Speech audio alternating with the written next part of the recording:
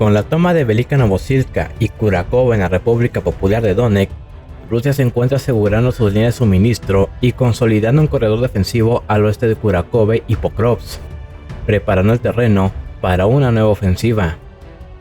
Mientras tanto, Ucrania intenta resistir, pero se está retirando poco a poco. La falta de efectivos y el desgaste en el frente sur son evidentes, y en algunos sectores ya ni siquiera hay tropas, solo drones atacando esporádicamente, mientras que las entrevistas a soldados, la escasez de efectivos y la creciente deserción son señales claras de que Ucrania está preparándose para dejar el sur de Donetsk. Ahora, la pregunta no es si Rusia avanzará, sino hasta dónde lo hará, y según Kirilo Budanov, el jefe de la inteligencia ucraniana, desafortunadamente, los objetivos estratégicos rusos no han cambiado. Esto quiere decir que el Kremlin mantiene sus objetivos maximalistas y que buscará resolver la guerra en el campo de batalla, hasta obtener una victoria total. Así, la esperanza de llegar a un punto medio en las negociaciones con Rusia quedan completamente descartadas, y de allí, el mando ruso tiene dos opciones estratégicos: detener el avance para reforzar posiciones y estabilizar el frente, o continuar la ofensiva, ya sea atacando el eje de Guliápol en Zaporilla, o bien lanzar un asalto directo sobre Pokrovsk, la ciudad fortaleza.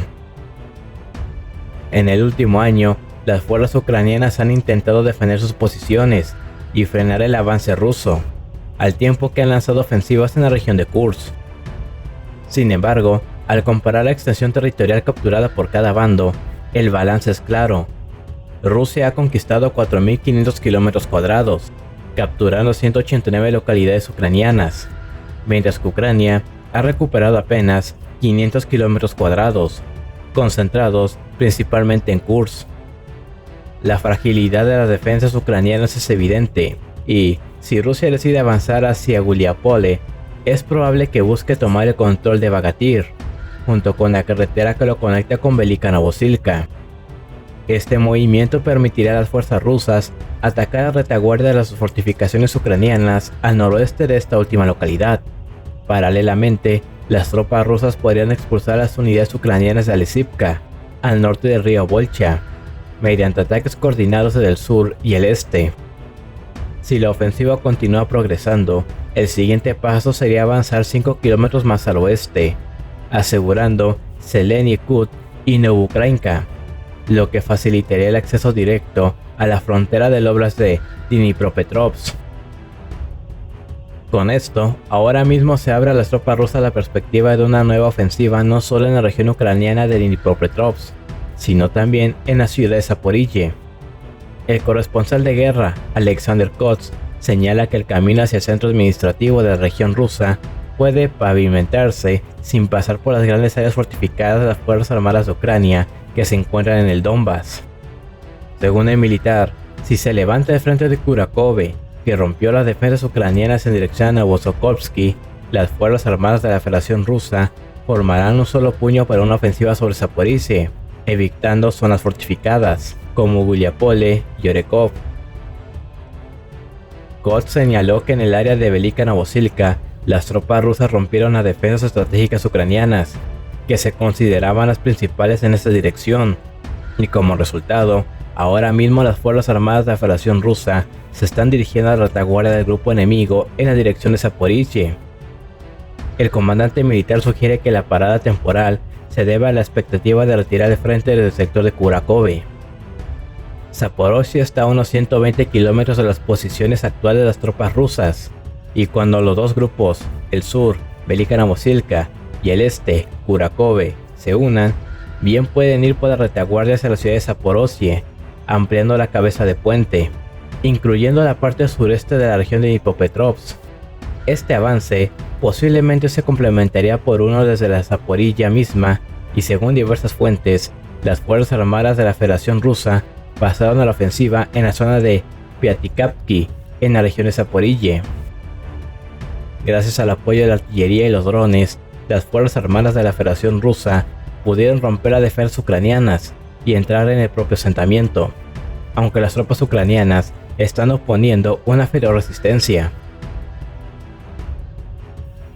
Si esto no sucede, es posible que Rusia se esté preparando para un ataque contra las Fuerzas Armadas de Ucrania en el saliente de Pokrovskaya, situada al sur de Pokrovsk, y donde los ucranianos se han esforzado en contraatacar, especialmente en dirección a Kotline, para así liberar algo de presión sobre su ya complicada logística. Actualmente, la situación en esta saliente permanece en un estado de relativa calma. Sin embargo, como subraya el analista militar Yuri Podoliaka, este frente esconde tanto un enorme potencial para las tropas rusas como graves riesgos. De hecho, su relativa calma es reciente, pues a mediados de febrero, esta sección fue una de las más calientes del frente, a tal punto de que allí se registraron más de 250 combates, razón por la cual ha sido durante mucho tiempo un escenario de concentración de grandes fuerzas de ambos lados. Rusia y las Fuerzas Armadas de Ucrania siguen de cerca cada movimiento del otro, esperando el momento en que una de las partes cometa un error que pueda cambiar el curso de las hostilidades. El precio de cualquier error aquí es alto, y es por eso por lo que ambos ejércitos actúan con la máxima cautela, sin prisa por revelar sus cartas. Según Podoliaka, el mando ruso utiliza deliberadamente esta tensa calma en su beneficio.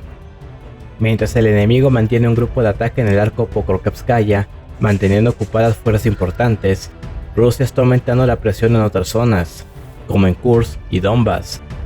En la región de Kursk, el terreno es lo bastante sólido para que Rusia despliegue sus medios pesados sin problemas, y esto se está reflejando en el avance de sus tropas. Ya está confirmado, Davidivka y Kurilovka han sido liberadas por las fuerzas rusas, las cuales siguen presionando cerca de Sverlikovo, Novaya Zorchina y Cherskaya Konopelka, pero la ofensiva no se detiene ahí. También están avanzando sobre Vasivka y Novenke, justo a orillas del río Loknia, en el Oblast de Sumy. La situación en la carretera H07 y R200 Yunakivka-Suksha es aún peor para los ucranianos. Diversas fuentes confirman que los rusos han establecido un control de fuego total en la zona, utilizando drones para aniquilar cualquier intento de movimiento enemigo. El resultado, un auténtico cementerio de equipos destruidos y vehículos calcinados de las Fuerzas Armadas de Ucrania. El tiempo juega a favor de Moscú, ya que la retaguardia de las Fuerzas Armadas de Ucrania se debilita progresivamente. Rusia mantiene su estrategia de destruir la infraestructura crítica ucraniana, y actualmente se encuentra en su tercera campaña aérea contra esos objetivos, con un 80% de la infraestructura ucraniana ya dañada o destruida. Para lograrlo, las fuerzas rusas han implementado ataques combinados basados en el principio de saturación, utilizando hasta 185 drones diarios para sobrecargar las defensas aéreas ucranianas, complementados con oleadas de misiles de crucero cada 2 a 3 semanas. La mayoría de esos ataques se llevan a cabo en la profundidad del territorio ucraniano, lo que complica seriamente el mantenimiento de infraestructura crítica. Además, el daño a la red ferroviaria, que opera principalmente con energía eléctrica, interrumpe el envío de refuerzos y suministros al frente, afectando aún más a las brigadas ucranianas exhaustas y sin rotación. En promedio, 440 drones ingresan al espacio aéreo ucraniano cada día, lo que satura la defensa aérea y reduce su efectividad.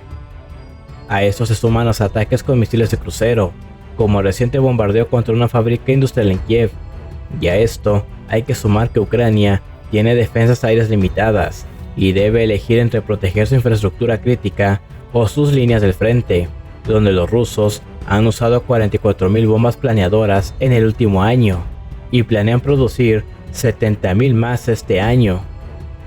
Pero volviendo al frente, la calma no durará para siempre en Pokrovsk, puesto que para las tropas rusas, el saliente Pokrovskaya es la clave para seguir avanzando hacia el oeste, donde converjan las rutas de suministro de los ucranianos. Ambas partes entienden que el resultado podría ser un punto de inflexión. Para Rusia, es una oportunidad de consolidar los éxitos de una operación especial de 3 años. Para Kiev, es un intento de conservar uno de los últimos bastiones en el Donbass.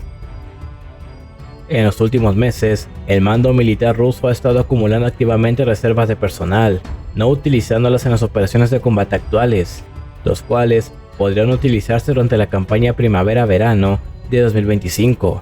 Rusia tiene 700.000 tropas desplegadas a lo largo del frente y opera con grupos de maniobra operacionales denominados Sever, Norte, Zapat, Oeste, Sen, Centro, Yug, Sur, Vostok, Este y Dnieper. Por su parte, Ucrania cuenta con 400.000 tropas en el frente y 400.000 en reserva, y como consecuencia, las brechas entre las brigadas ucranianas se están agrandando, lo que Rusia está aprovechando para atacar a través de esos huecos. El frente ucraniano, con una extensión de 1000 a 1200 kilómetros, está sobreextendido, lo que dificulta su defensa debido a la escasez de tropas ucranianas.